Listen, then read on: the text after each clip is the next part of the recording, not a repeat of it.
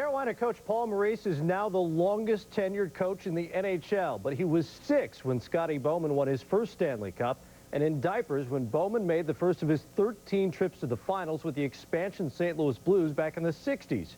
Fair comparison? Of course not, but that's the problem. When it comes to NHL coaching history, there is no one who compares to William Scott Bowman. The Detroit Red Wings have won the 2002 Stanley Cup.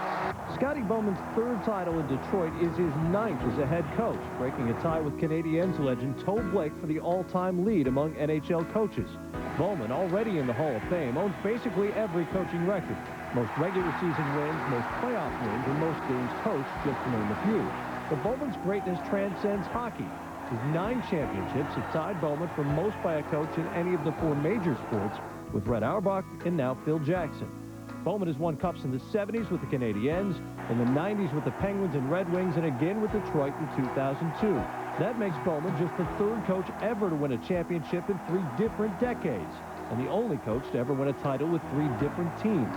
The man who began coaching in 1967 when the league was just 12 teams strong, leaves having dominated a league with 30 teams. The 68-year-old Bowman hangs up his skates, having left his mark on 5 different decades. I'm not an old man, but it's time to go. I never knew before.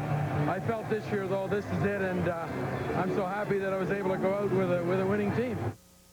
Bowman not only leaving the game first in these categories, but in most cases he's way ahead. For instance, 535 more games and 463 more wins than Al Arbour, who's second in both categories.